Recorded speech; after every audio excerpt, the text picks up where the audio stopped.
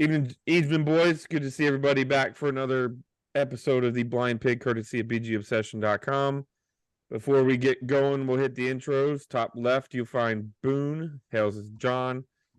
Bottom left is Paul, he hails as Canadian Hog. Bottom right is Bob, he hails as Neophyte. Top right is Mark, you can find him under Ohm, and I'm Derek, also known as SilentThreat. So please join the board. We have some pretty cool contests going on. We additionally have game chat where we all get together live every Sunday or Monday or Thursday or game day and have some pretty interesting conversations, some intense back and forth, and have a pretty good time talking on Sunday. So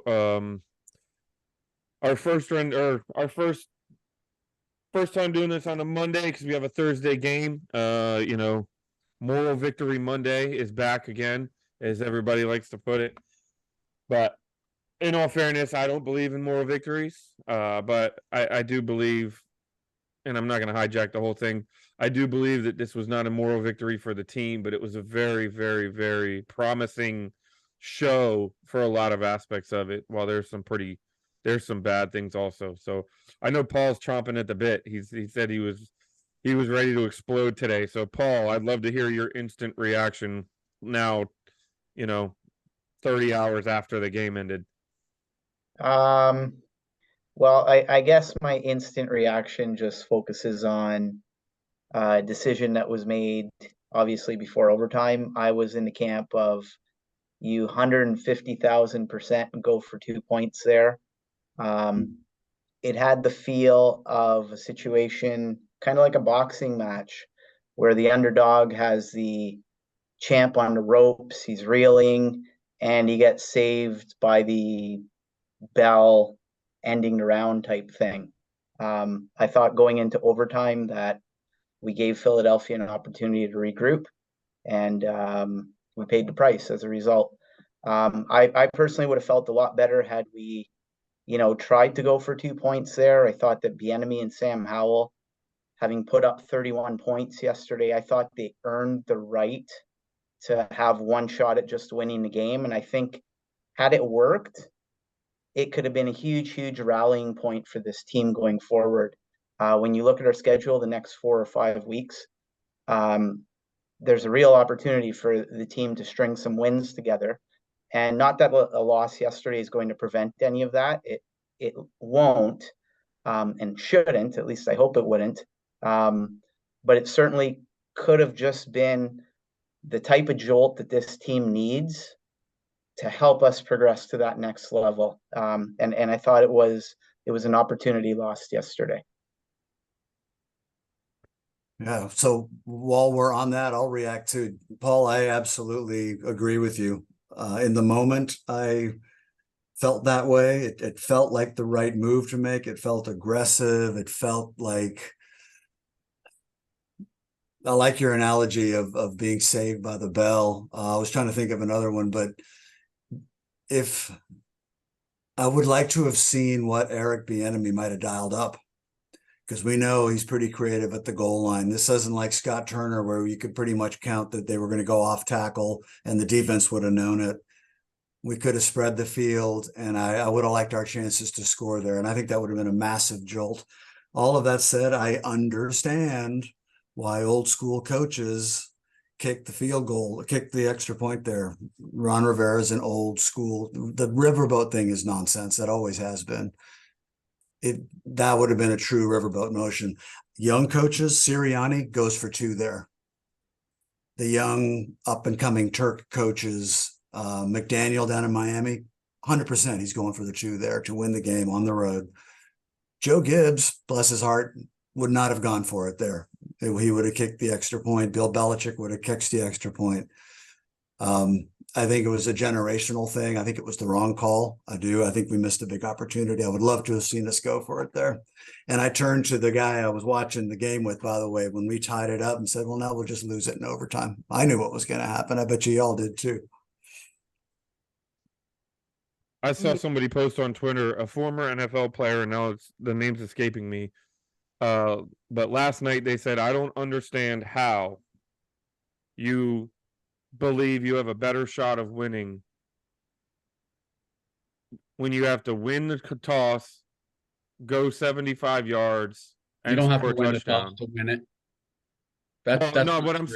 what I'm saying is to win the game in overtime, you have to either win the toss, go down and score a touchdown or field goal, and then stop them, or lose the toss, stop them, go down and score points. And how you believe that is easier than gaining 2 yards?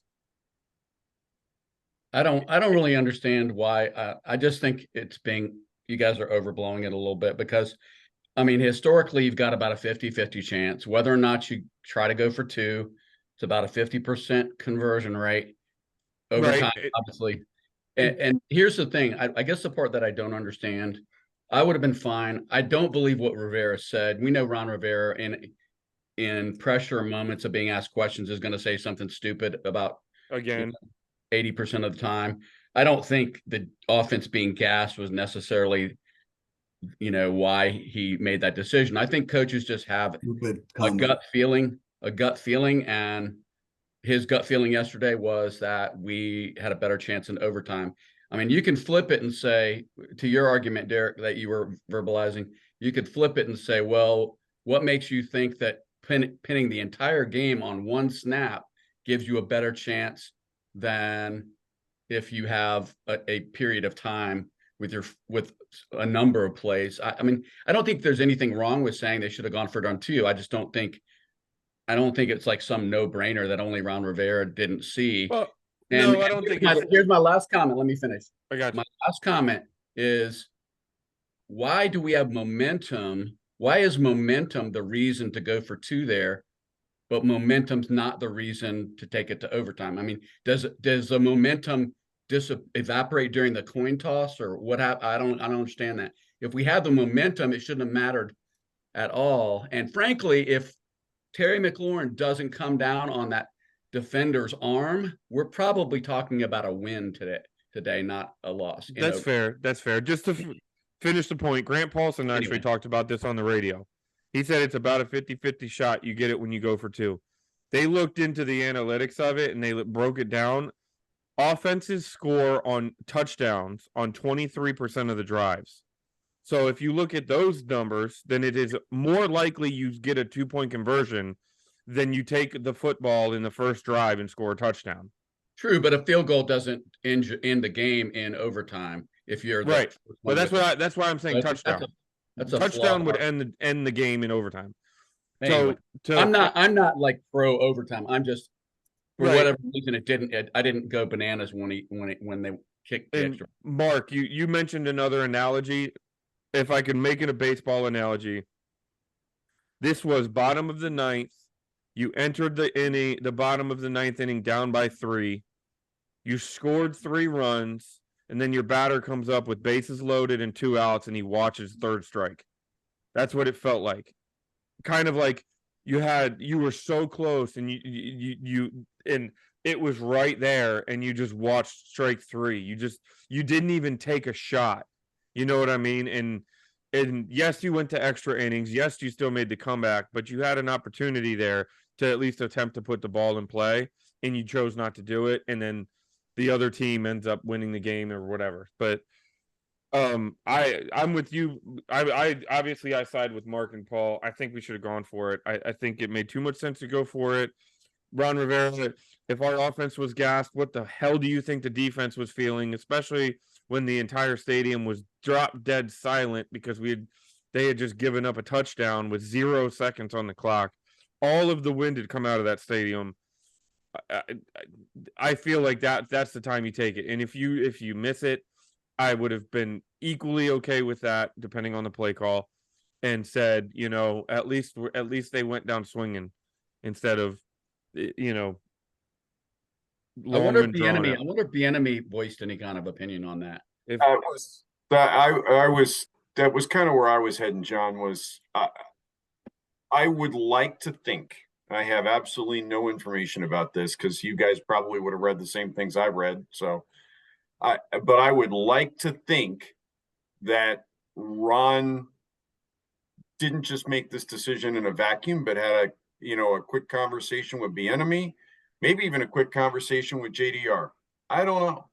I in his shoes, I think I would have at least broached the subject with Eric and said, how do you feel? What do you have? Do you have something that you can virtually guarantee 2 yards on, 2.5 yards on, whatever it is to make a 2-point conversion? John, I'm kind of with you. I didn't have a problem with kicking with kicking the extra point at the time. I didn't even have a problem with it when we lost. I still don't have a problem with it. And I don't feel like Riverboat didn't come to the game. I mean, in the first half, we don't score that first touchdown if Ron doesn't go for it on 4th and 1. And it would have been really easy for an old school coach to go, we just kicked the field goal here. I got a gimme. I got points. To quote Mark, Gibbs would have kicked the field goal in the first quarter. And so before you blink, it's 7-3 instead of 7-7.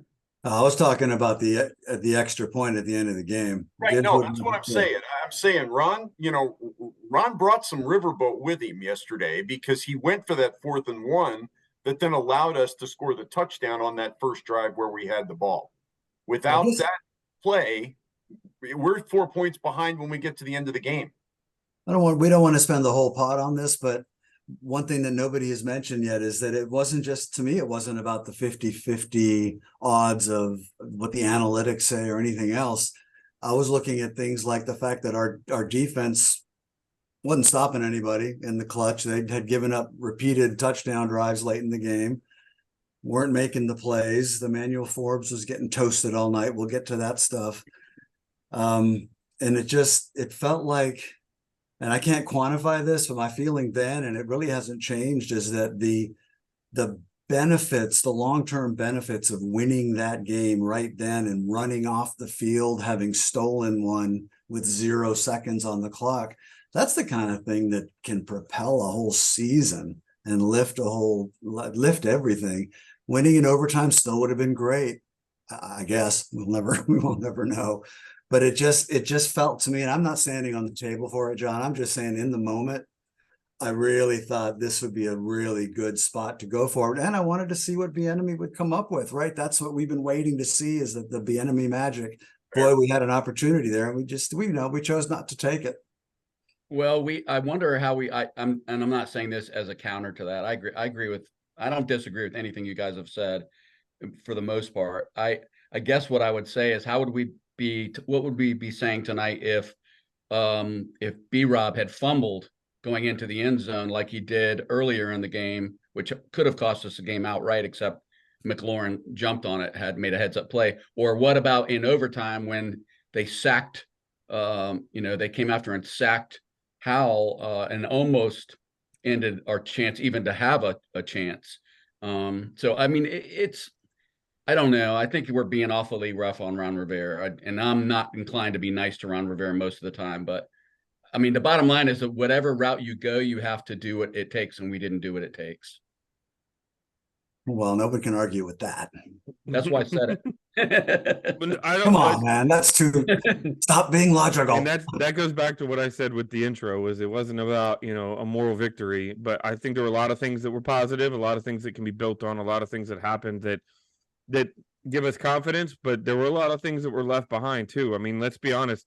This defense, there's a thread currently up on BGO about grading Del Rio, and look, there are 6 first-round picks on this defense, and this defense has now given up. I won't hold Buffalo completely against them because they were handed short fields and stuff, but this defense has given up now 30-plus points to Philly and 30-plus points to Denver. And so when is this defense going to become that team that defensive unit that can actually not just try to bend but don't break, but start to get to the point where it's time to take over football games? I think it's Arizona. They did it, but Arizona's a bad football team. If you want to be the real deal, you got to do it against Philly. You got to do it against these premium teams. I just watched the condensed version right before we came on again, and detached from the emotion that I watched the first time, where I was freaking out the whole game. And what really jumped out at me was the D-line was not as bad as I had felt like they were when I watched it live. I mean, they contained Swift, who I was really worried about. He made plays, but he didn't beat us himself, which he's capable of doing. And the D-line was really the strength of the defense against the Eagles. It was the defensive backs that were pretty much a disaster. And then the middle of Barton, he struggled some. But I mean, I don't feel like it's the entire defense. I feel like we put a lot of eggs in the DB basket, and I'm not going to be one of those guys that jumps on Forbes. I felt bad for him, but I do think where I criticize JDR is, how long are you going to leave Forbes out there on the island getting hit with coconuts every other play? I mean, I don't understand. At some point, sit the man down and put St. Just over there, put us over there. And I just felt like, and I guess that's part of the learning curve, right? But I mean, in the meantime, we're going to lose one that we could have won against the Eagles while the learning curve is going on.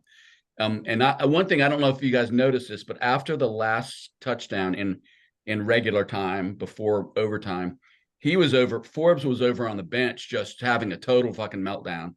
And to me, that's one of those learning points, which is, look, you can't, that play, that play's over. You cannot be over here having a total meltdown.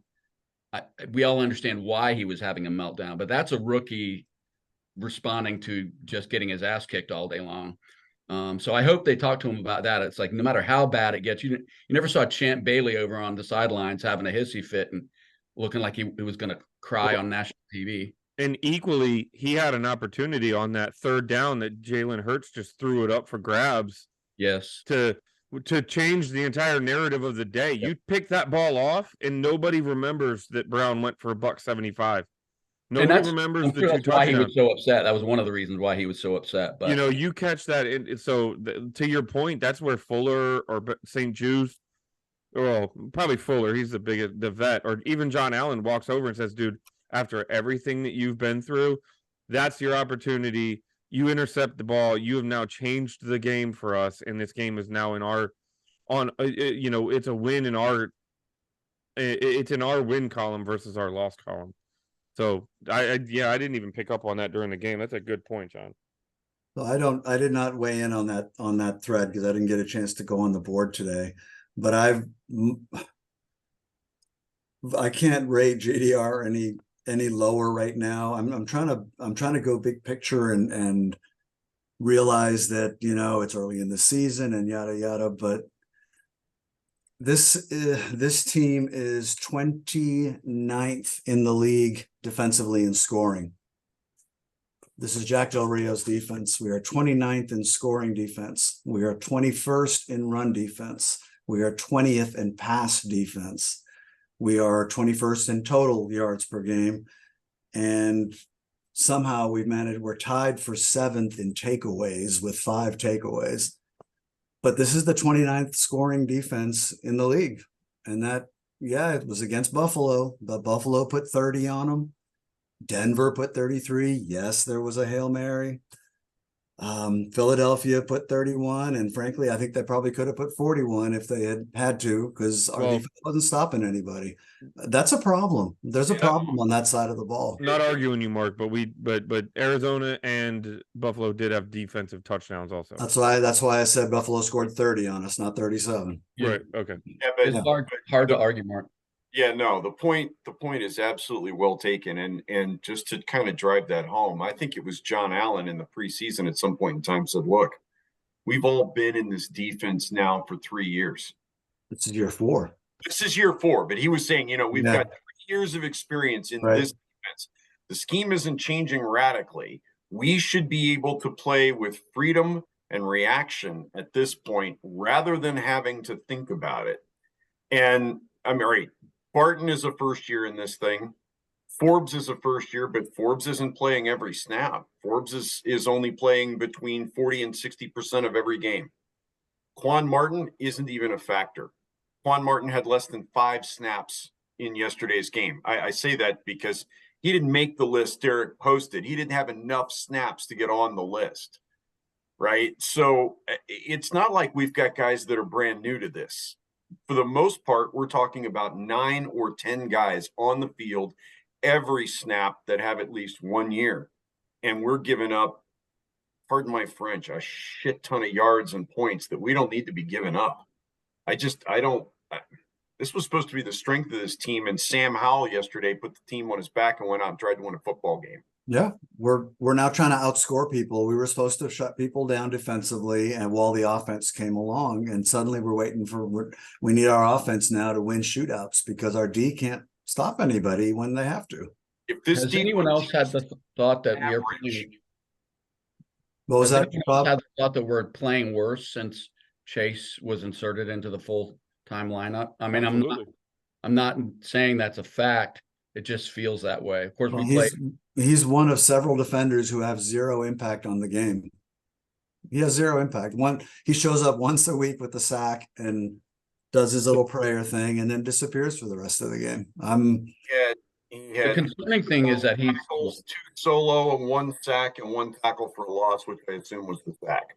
What's concerning to me about Young is I see him jogging. If the play gets past him, he just stops playing. And I mean, to me, that's like a benchable offense right there. And he does it repeatedly.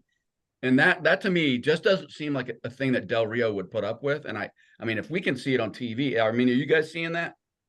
Absolutely. And then the same play, I'm watching Montez Sweat run 40 yards downfield trying to make a tackle from behind.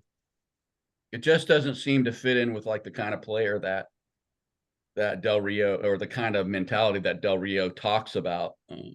Well, I don't know if you guys watch a lot of the other games. I try to watch the condensed version of most of the games of teams that I'm interested in the better teams, because I want to keep track. And you watch teams that have what Chase is supposed to be. There's that stud defensive end. You watch Bosa, you watch TJ Watt, you watch Max fucking Crosby. And these guys are just playing with their hair on fire on every play, and they're getting after it. That is not Chase Young. He is not playing with that level of intensity. It shows up from time to time, and I'll stop beating on him after this, but I'm still waiting, and maybe somebody's seen it. I have watched every snap that man has been on, and when I go back and watch the replays, I try to keep an eye on Chase to see what kind of pass rush moves he's using when he rushes the passer. He has one rush. The bull rush. He either bulls or he tries to dip under and go around. He doesn't have enough bend to do that like a Von Miller does. He has not progressed at all as a player since he showed up as a rookie. That's my sense of it right now. I watch Aiden Hutchinson in Detroit, and I see the player I thought we were getting when we drafted Chase Young. Yep. He is a guy that just scares the bejesus out of me if we were playing them. He's everywhere. I mean, last year against us as a rookie in week 3 or 4, he had 3 sacks in the first half and then got hurt. It probably would have had 4 or 5 for the game if he hadn't gotten hurt. Continue to play. The more we see of Chase Young this year, the less critical I become. Not that I was ever critical of the decision, but the less critical I am of the decision to not pick up his 5th-year option. Oh, my goodness. Thank God we didn't put a lot of money in them. To be fair, according to PFF, Chase Young is credited with 6 pressures, 4 hurries, 1 quarterback hit, and a sack. It sure didn't look like it watching the game. Just the presence on the field. I'm happy to be wrong that he's doing more than it looks like. Here's the other frustrating thing is when he was a rookie, one of the biggest plays that we saw that got us so excited was that play on Joe Burrow where he was out of the play and he pivoted and he met Joe Burrow at the goal line and forced the fumble, correct? Right? Like that was a hair on fire. That was I'm never giving up play, and that was a game-changing play because I believe if they score a touchdown there, they end up tying the game, and we ended up going on to win after Burrow tore his ACL later that game. But yeah, why does it seem like he takes off more plays than he plays? And I'm not talking about taking off on the sideline. I'm just talking about in the game. He has a play. I saw Baldy's breakdown where he just drove the left tackle into Jalen Hurts' lap. And it's like, all right, that's what I'm talking about. And then you'll see him do that same bull rush 4 more times and just get completely stonewalled. And it, I don't know if he's giving up or if he just doesn't what happens, but it just seems like the play just ends right there for him. I think in some ways, because you guys are using this phrase hair on fire, and that's how this defense should be playing. I watch other teams around this league, they're swarming to the ball. They give you absolutely no room to breathe offensively. And a lot of these teams have half the talent that we got on our defense, yet they look so different than our defense, who in many occasions looks very, very, very pedestrian. And I think part of that is the fact that in some ways this defense is taking on the personality of our coordinator. I rarely, if ever, have seen Del Rio challenge a player on the sideline, push a player, not physically, but push them to the point that they are going to just want to go wreak havoc on the field. And I think in many ways, Del Rio is, I don't want to say going through the motions, but he's just lackadaisical in some ways. And I think that reflects on our defense as a unit on a whole. I would use a less confrontational term. I would, which is not to say that you're not possibly correct, Paul. But when I look at Del Rio, what I see is a guy that is, to steal one from the archives, striving to stay medium, right? The ultimate in calm. I'm going to stay calm. I'm going to think about everything. I'm going to be super analytical. That's the way he wants to be and coach, and I don't know, maybe it's because I remember a guy that used to be full of fire and brimstone when he was on the sidelines in Jacksonville as the head coach. I mean, he was a raging maniac on the sideline when he coached the Jaguars, and he just isn't that guy anymore. I don't know whether he decided that didn't work when he was in Jacksonville, but I think you're absolutely right. And I think part of the reason the offense went out yesterday and hung 31 on the Eagles is because they're taking on the persona of their coordinator. And Eric Bieniemy is a take no prisoners type of a guy. He is hair on fire, even though he has no hair all the time. And so let's segue into some positivity, guys, because we just spent 25 minutes ranting about being critical of a very team that almost knocked off a team that has a legitimate chance to go to the Super Bowl this year. And I'm gonna actually say something nice about the defense. They did a pretty good job on the run against the run yesterday. The Eagles only ran for a little over 100 yards, and 30 of those yards came on a play where Smith Williams should have sacked Hurts for a 10-yard loss, and barely, I don't know how he didn't bring him down, but he didn't bring him down, and he got out of the pocket and scampered for 30 yards. So I mean, they did a pretty nice job of containing the rushing game. But there are a lot of other positives from that game yesterday. So let's talk a little bit about that before we move on. Let's go to the other side of the ball so we can talk about good things. Yeah. Well, hang on. Actually, I would say they actually did a relatively good job against the pass if you take A.J. Brown out of the mix, John. Yeah, and Devontae Smith, both of those guys. Devontae Smith had a pedestrian day. He was 7 for 78 yards, no scores. And he had a long of 37. Yeah. So he wasn't, to me, I don't know. Smith felt invisible yesterday, and I felt that because he's on my fantasy team. It was A.J. Brown. Take A.J. Brown out of this mix, and our defense actually had a really good day yesterday. That's a big caveat. I want to say something real snarky, but I'm not going to. Well, right. A.J. Brown was 9 for 175 and 2 scores. That's bad for us. That is 3/5 of Jalen Hurts' passing yardage. They really didn't have to go anywhere else. No, they didn't. But again, so what that tells me is the rest of the defense was doing a fairly good job. They found a rookie that they could pick on, and they went to town on him. And our coordinator, our staff did nothing to help Forbes out. Yeah, I don't blame the players for this one. Maybe, I mean, I ragged on Chase, but that wasn't just about this game. That's about who I think he is as an NFL player at this point. I have a problem with the way the defense is coordinated. I think they could be doing so much more with what they have. I just don't think we're taking advantage of the personnel very well. But I agree. We should talk about the positives, because you're right. None of us went into this game thinking, other than John, who predicted we'd win the game, that we would even be in it. So I could not believe on that last drive the Eagles scored in regulation time. There was no way in hell. I had already accepted there's no way we have a chance to win this game under any circumstances. And I almost never feel that way when it's, a 1-score game, but I had written them off. So that last drive, man, Sam Howell, I mean, I know it's been said 1,000 times since yesterday, but that kid has some major balls. I mean, he took a lot of beating throughout the game.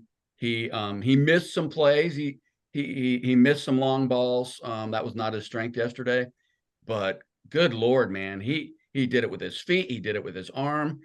He is one of the best rollout passers that I've ever seen, and with a short sample size or a small sample size.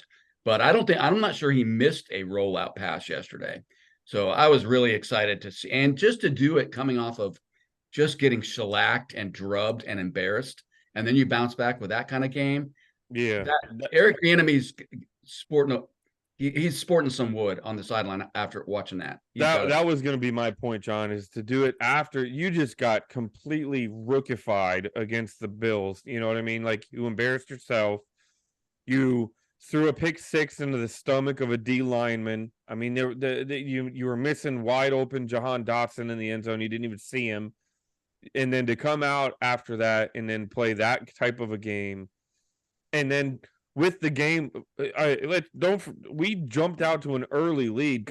We started fast. Holy shit, that actually happened. Like, oh my God. And then it ended up that we surrendered the lead.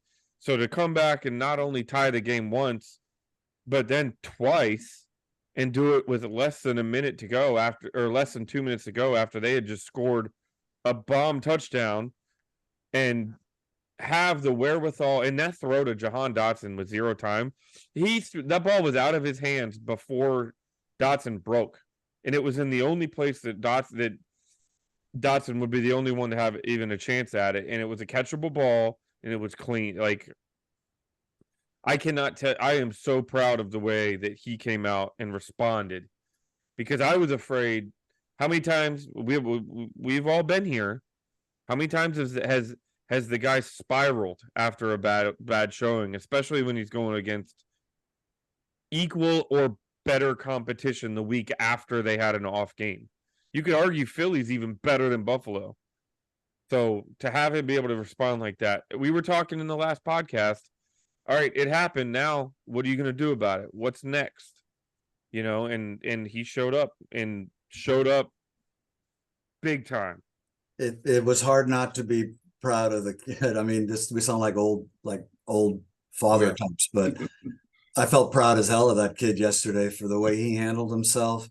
I don't remember if I mentioned this last week at the podcast or not, but those of us who are old enough to remember when Mark Rippon was coming up, I think it was like in 90, maybe not the magical year. It was either the year right before it or even in 89. He had a 4 interception day against San Francisco. I thought it was against New Orleans, but he got benched. Gibbs benched him and said, go think about it and come back next week.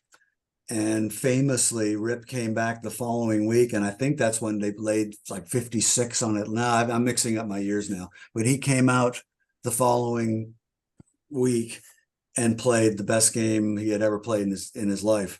So I saw echoes of that coming into this, which made me feel really good. And then I've been trying to think, when's the last time or the last guttier performance you've seen from a Washington quarterback? And I'm going back to a couple of the games that Kirk had when he was getting going, the comeback against Philly, where he showed the stones. The comeback against Tampa. Do you like that game? Kirk had some pretty epic games here playing opposite one of the worst defenses we've ever fielded around here.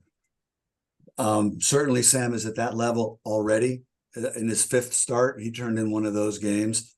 Sky's the limit for this kid right now. If they can protect him enough so he doesn't break, I think we've got something. It's hard not to see it.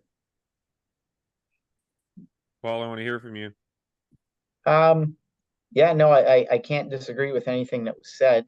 And I know John wants us to focus on the positives, and I've been fairly negative, so I will be the first to apologize about that. Oh, don't apologize for it, because you were right.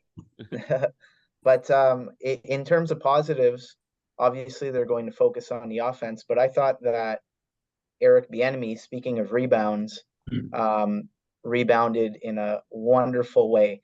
Obviously, we got completely shellacked against Buffalo, and following that type of game, Philadelphia is probably one of the last environments that you want to walk into. So, given the situation, I thought that Bieniemy called the game exactly the way he needed to early on. We executed the short passing game really well in the first couple quarters. There was some pretty good balance early on. So he essentially gave us a chance. If something bad would have happened early on in that game, there's the potential that, given what happened the previous Sunday, it could have completely unraveled. But he put us in a situation where we were going to be in the game come the fourth quarter, and I think that that's all you could have asked for yesterday. So it was a really nice response, and it was really nice to see a coordinator who was able to adjust. And he made some comments earlier in the week, about how it falls squarely on my shoulders, and he shouldered that responsibility, and he responded appropriately and in a really positive way. So that gives me some definite optimism moving forward.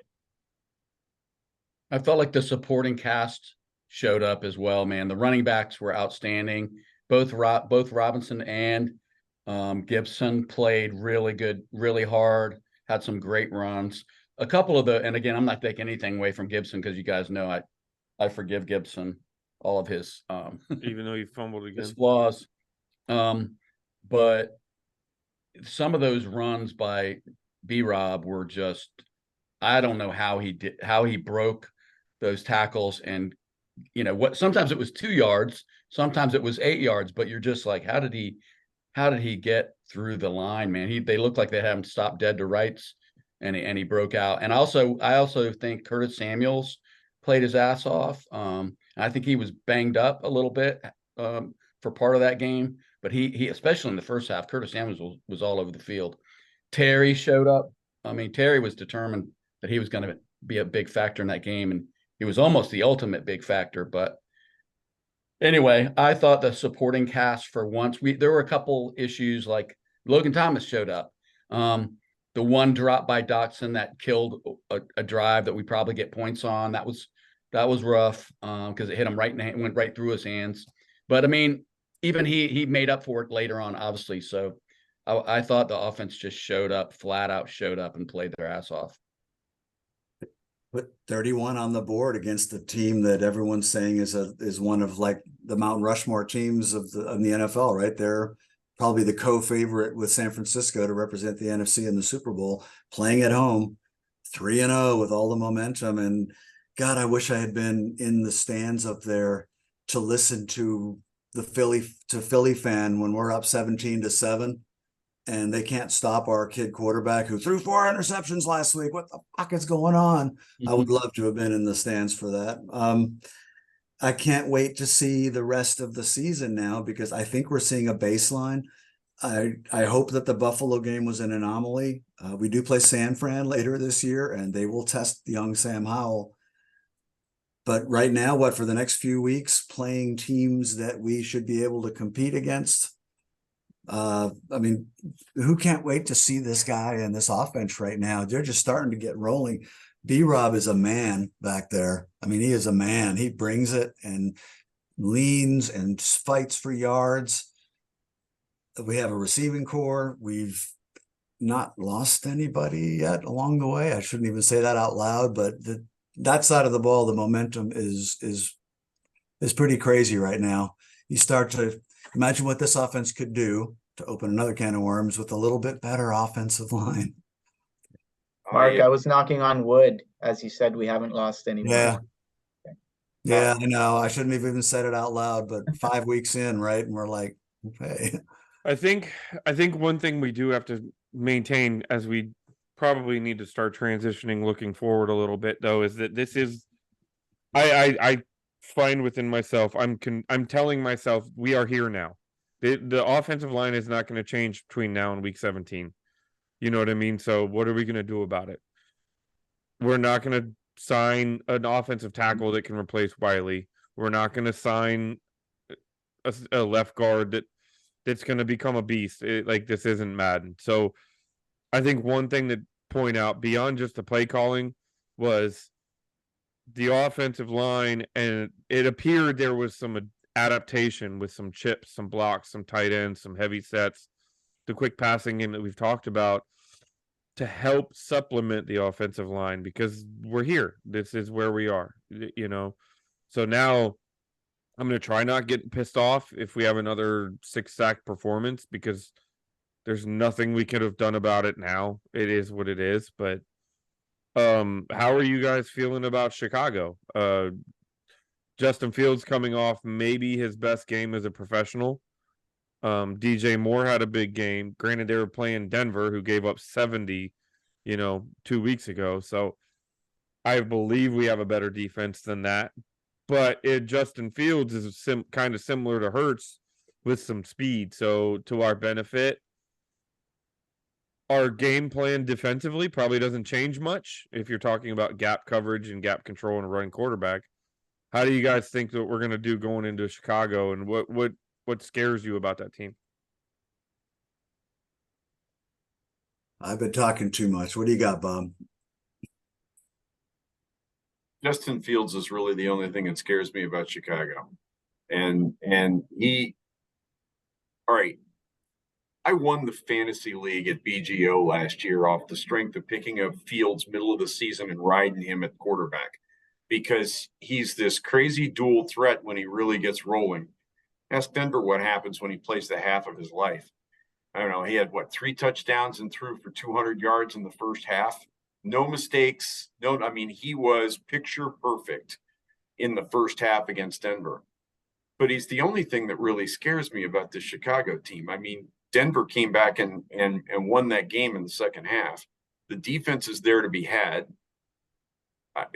Granted, I haven't looked at them much this year. Unlike Mark, I haven't had a chance in the first 4 weeks. Hell, I only saw half of yesterday's game. I watched most of it on Gamecast in the front seat of a truck riding back from the middle of BFE Central Texas. I got home in time to watch the fourth quarter.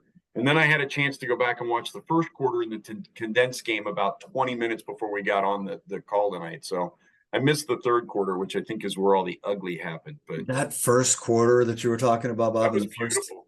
The first half of that game, I watched it earlier today. I watched the condensed version of the game, and I have never seen receivers running more uncovered, tiptoeing through the tulips all by themselves than in the first half. Their tight end, I can't think of his name, not Ertz, but he's got a strange little short name.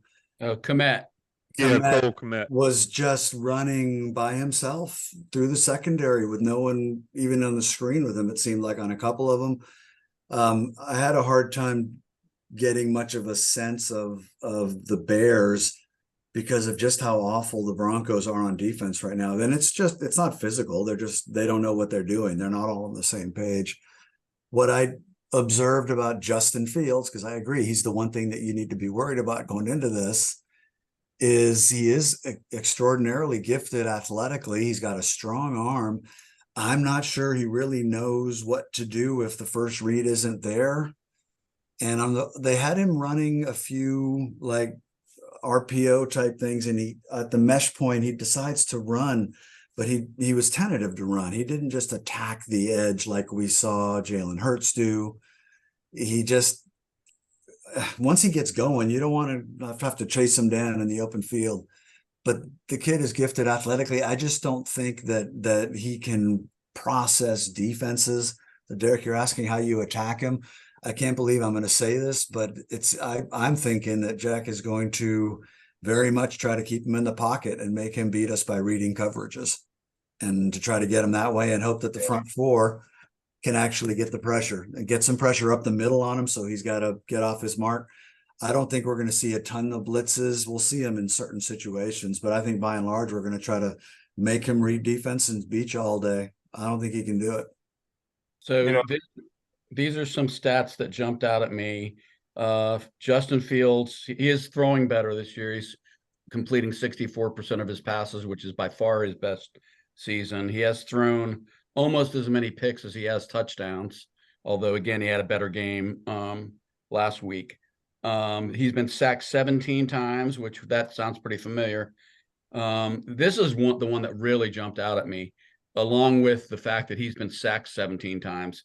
They've only sacked a quarterback twice in 2023. Two times they picked off a quarterback twice, and they've sacked him twice. That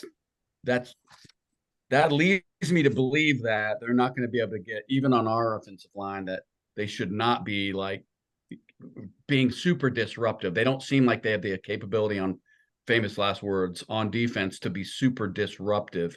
So we should be able to control things when we're on offense, I would hope. They don't really have any position players other than Fields that put the fear of God into you. Their DJ Moore can play. Yeah. I mean, I guess the other thing that jumped out at me is that their head coach and their two OCs are both in their second season as head coach and coordinator. So they don't have a lot of experience in terms of guys that have been in those roles for a long time. Whether or not that matters or not, sometimes it seems to matter, sometimes it doesn't. But I feel like this is a game where we should take out some frustration from Sunday on the Bears at home.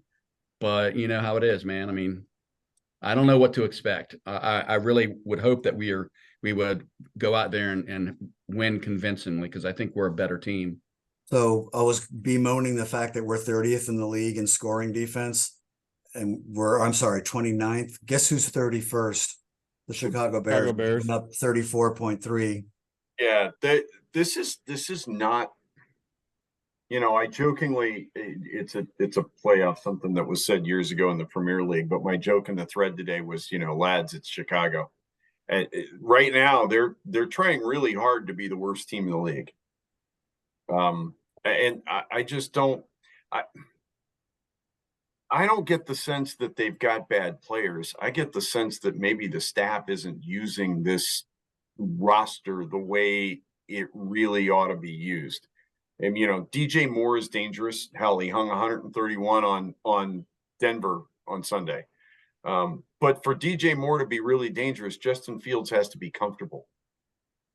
Justin Fields has to be having a good day. And so far, he hasn't had a full good game yet this season. He's had spits and spurts here. He had a great first half against Denver, and then he largely disappeared for the second half. I don't know. This is one of those games, almost more so than Philadelphia. I feel like Washington needs to come out and take care of their business to show the league that against the right competition, we do what we're supposed to do, instead of, somebody said it earlier tonight, playing down. And speaking of, oh my gosh, what was it that you said, Bob? But you captured my attention when you said it. It's skipping my mind. That's what it is. You said that Justin Fields, to be effective, has to be comfortable. And for myself personally, there should be absolutely no reason why he is comfortable this coming week. I'm fairly certain that the last 2 weeks that I've sat down to watch Washington games, I haven't heard Jonathan Allen's name called more than maybe once or twice the last couple weeks. Like, he has been dead silent. And I'm looking at that Chicago offensive line, in particular, the interior of their line, Nate Davis, Lucas Patrick, and Cody Whitehair. Throw in their two tackles, Darnell Wright, who's a rookie, who some of us were considering, hoping Washington would be able to pick, and also Larry Borum at left tackle. That defensive line of ours should absolutely take these guys to task and steal their lunch money, so to speak. I'm certainly hoping that Justin Fields is by no means, as you put it, comfortable.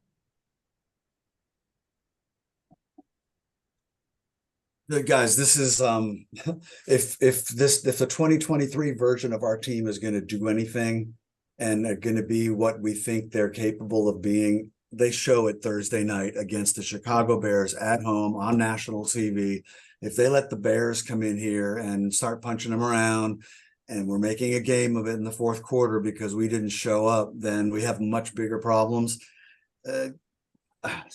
This is a game that we should win by 15 to 20 points, and it should not be dramatic at the end. If it is, it's not because what the Bears did. I think it's more what we did or didn't do. And that's a whole different conversation.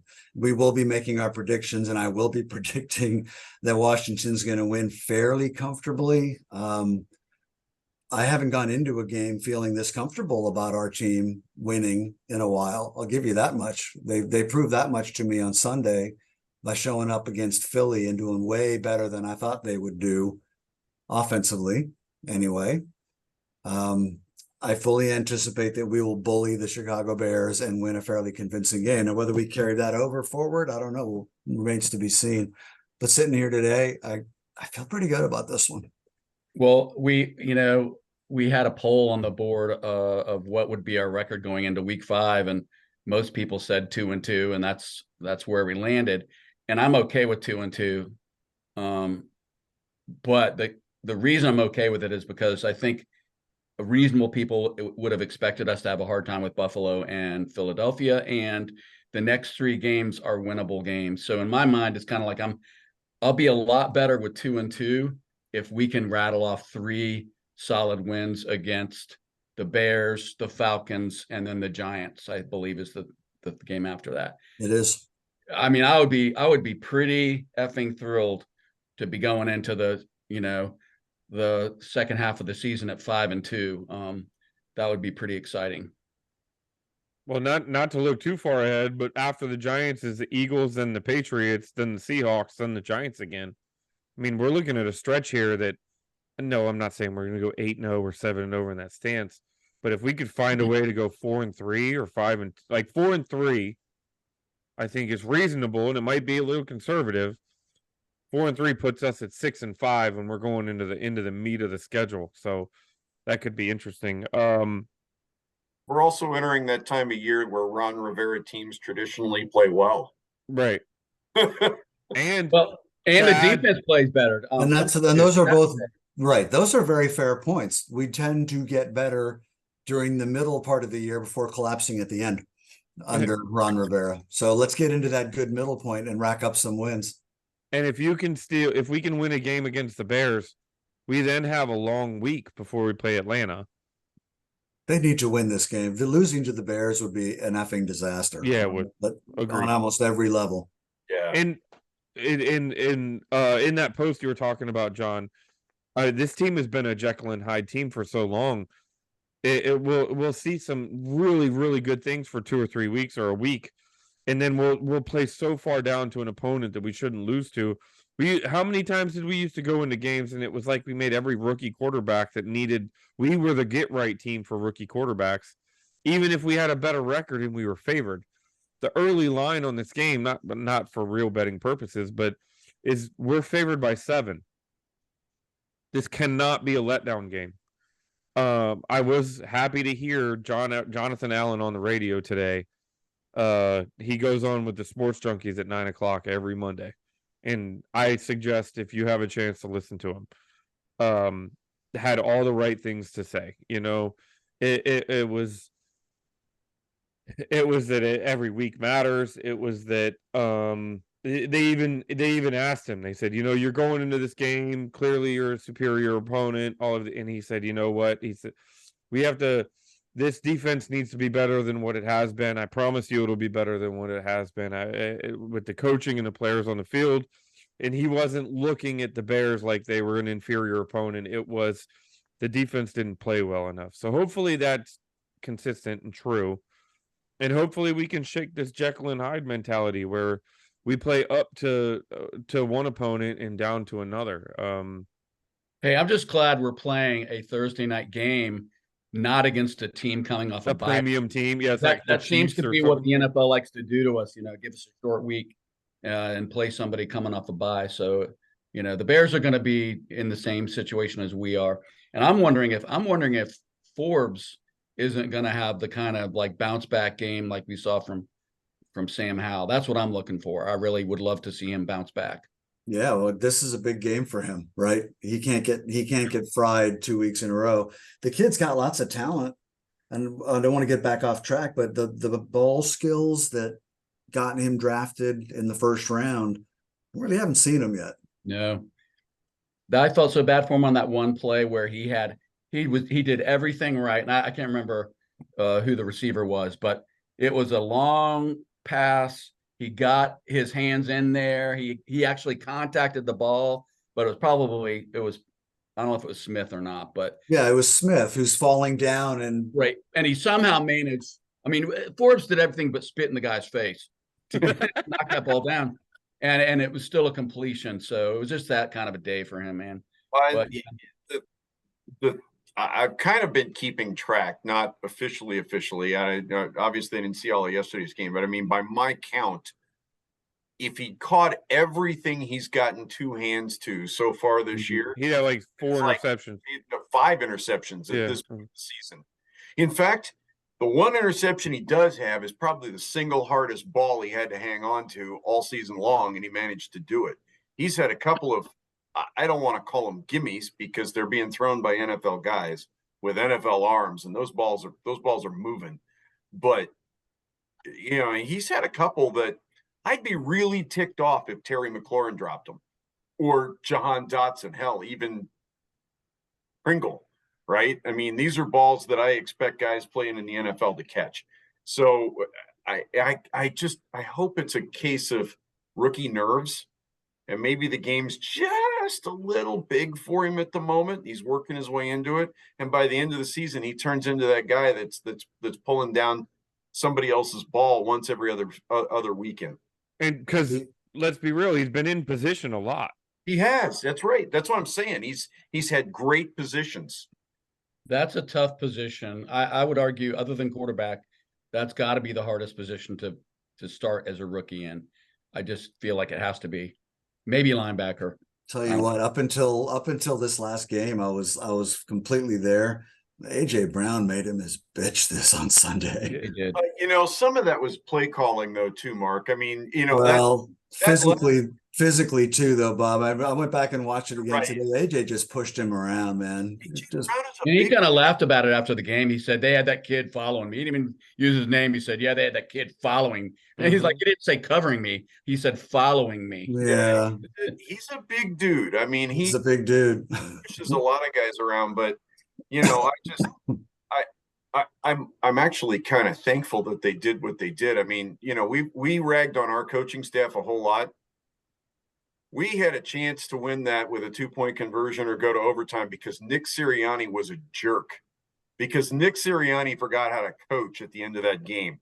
If any one of the 5 of us had been coaching Philadelphia, Washington never would have gotten the ball back. Yeah, you take that shot? Right. The shot to win the game, the shot for the touchdown kept us in the game. Right. You got their field goal kicker. I run Swift, and I run him continuously at the end of the game, and I bury Washington with DeAndre Swift, and then I kick a field goal with no time left on the clock. He left us 1 minute and 40 seconds. We needed all but 1 second of it. No, how dumb. And this guy is considered a coaching genius. How dumb. And then on top of that, and one thing I do want to point out is I've been critical, just to circle back around. I also didn't expect Tress Way to have the worst punt of his career at the most inopportune time on a football game. So I will nod to that. Sorry, you fired up my memory on that. Yeah, we gave it to him on the 40-yard line, man. It was a 29-yard punt. Tress Way Tressway could punt left or right footed for 29 yards pretty much 100 times out of 100. It was just a comical. I have an inside baseball take on that, and I'm going to go back and confirm it. And if I'm right, I'm going to post it somehow. I'll do screen caps or whatever. He had 2 short punts on, and was it a bad snap? No. No, What I saw was pressure coming up the middle, and he did the punter's equivalent of like alligator arms for a receiver going over the middle. Right. I think he was trying to protect himself because both times I think someone's coming right up the middle, and he did not go through his normal motion. I need to go back and look at it one more time. I saw that as well, Mark. But I think something was off there. I think someone was getting beat in the middle. The Eagles had some kind of a stunt on inside. I'm going to look at the L22s and try to look at that, because that was not characteristic of Tressway in big situations. And those were big moments, both of them. All right. So I guess what are our predictions? I'll start with you, Bob. So bottom to top, what do you think? What do you expect to happen? I expect pain. I expect Washington to actually hurt Chicago. I think the guys are going to be mad. You know, they got their butts kicked 2 weeks ago. Then they went to Philadelphia and did everything but win the game. I know how I would feel at this point in time if that had happened to me on back-to-back weekends. You know, number one, I play a horrible game. Now I got to recover from that. Then I play a great game, and I still don't win the game. And I probably feel today like I should have won the game. I'm going to be livid Thursday night. I want to hit something at this point in time. They probably wanted to play Chicago today. You know what I'm saying? They probably wanted to play Chicago today. So, Better yet, they probably wanted to play Philly today. You know, this isn't going to be a reenactment of Miami, Denver a couple of weeks ago, but I expect the offense to put more points up than we've seen in quite a while. Wouldn't surprise me if I'm not going to predict 40, but it wouldn't surprise me if we're thinking 40 is possible by halftime. I'm going to say, you know what? I'm going to say 31-10. All right, Paul, what do you got? I'm going to take us to win this week. I think this is the type of game, given what happened in Philadelphia, where I expect the leaders to take over for us. I mentioned his name earlier, but in particular, Jonathan Allen. I think he will have one of those Jonathan Allen games that we've come to know him for over the years. I expect him to wreak havoc on Thursday. I can see the defense getting a couple turnovers and giving us a few shorter fields to work with. I don't know how convinced I am at an offensive explosion, but like I said, I think the defense will set us up well on Thursday, and I can see us doubling Chicago. I'll say 26-13. Mark? I don't think we're the kind of team that if we're up 20 in the third quarter is going to keep going after it like Miami did. I don't think that's the character of our coaching staff. I do expect that we go into the fourth quarter they'll have their moments. It's an NFL game. They will score some points. I don't think they'll be able to stop us by and large throughout the course of the game. I think we have a 10 or 13 point lead in the fourth and then just kind of sit on it, let the air out of the ball, and end up, I've got us 31-17. And I think it's going to be pretty satisfying. The score won't really indicate how uneven it is. And it's not this week just because we have better physical talent, and we do. I think in this game, we actually have coaching advantages on both sides of the ball too, which I can't say every week. I think that combination is too much for Chicago. Rationally speaking, I have to agree with all three of you. We should win this game by double digits. It should not be that difficult. But Redskins are going to Redskins. So there's a part of me in my heart of hearts that can't let go of that. I do think we win. I'm hoping I'm wrong here. well, I'm hoping I'm right that we win, but I'm hoping I'm wrong here that it's this close. But I feel like it's similar to last year where we end up on Thursday night football, ironically enough, tackling them at the half-yard line to prevent a touchdown. I don't know that it's that dramatic, but I think it's closer than it probably should be. I'm seeing like a 24-20. What do you got, John? So I think I gave away my prediction earlier, but I think Forbes is gonna have at least one interception in this game. And I also think we're gonna get in the backfield and harass the hell out of Justin Fields. So I'm gonna call it 29-13 with a safety mixed into the mix, just to make it super exciting. And I hope we're not all looking like, idiots next week when the dust settles, or Thursday night, I guess. I'll say it again. If they find a way to lose to the Chicago Bears on national TV at home, it's going to be a clusterfuck in this town for a while. I don't think that the Bears have enough to do it, but that's not to say that I don't have all of the PTSD accumulated over the last 30 years. It's all there. It's right there. So I'm choosing to be real positive about this one. I think this week we actually do what we're supposed to do. Yeah. We for the first time in I don't know how long, we haven't mentioned the owner's name tonight. Usually the owner's name gets mentioned in effigy. For the last several weeks, it's been mentioned because we were all thrilled. Tonight, we talked about nothing but football for an hour. Do you guys get that? I mean, the owner didn't factor at all. We didn't talk. Yeah, it's been that way for 5 weeks now, isn't it? We've talked a little bit about, seeing Josh Harris in the stands and this and that and something else. But, if I'm Josh Harris, I'm looking at this stretch of games and I'm thinking, I'm probably not saying this, but I'm thinking to myself, I need Ron Rivera to show me something. I don't expect Ron to beat the Philadelphias, the Kansas Cities, maybe the Buffaloes of this world right this minute. We're still building something, especially with a quarterback that's got less than, got what, 5 full games under his belt now. But the Chicagos, the Atlantas, the Giants of this world, those teams I expect us to come out and beat. And if I'm the owner and we're not beating those teams, now I'm looking at my coaching staff and thinking very seriously about it. I'm almost willing to put money on the fact that Ron Rivera's only chance of being here next year is if we outperform expectation this year dramatically. Ron hasn't done anything so far to help his case, in my opinion. Losing to the Bears, that would be it. I think they need to win some games and maybe win a playoff game for the new ownership to even consider keeping Ron. I would say Ron's done one thing this year, and that was hire EB.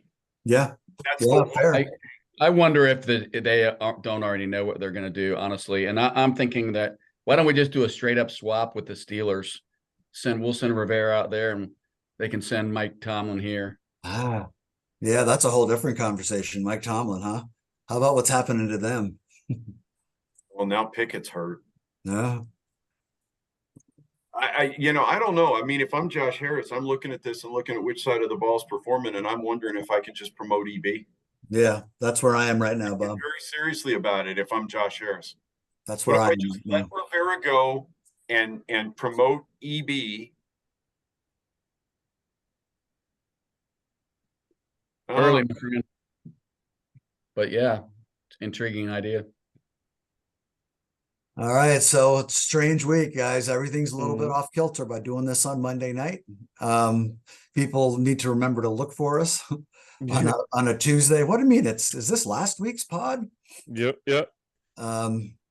Yeah, that was tough yesterday watching the way that ended. But I'm really ready. Bob, you were talking about the players being ready for Chicago. I'm ready for Chicago right now. I want to get that taste out of my mouth from yesterday. Me too. I do want to say something. I said this on the board. I am not unhappy. We had an opportunity to win. I didn't expect to win. I didn't expect to have the opportunity to win that game that late. I was thrilled at where we were and the moxie that we showed. I am not angry today. Yeah, I'm a little disappointed. We kind of let one get away that I think maybe we could have won. But that's not the thing. The thing is, I saw everything I was looking for yesterday. I saw heart and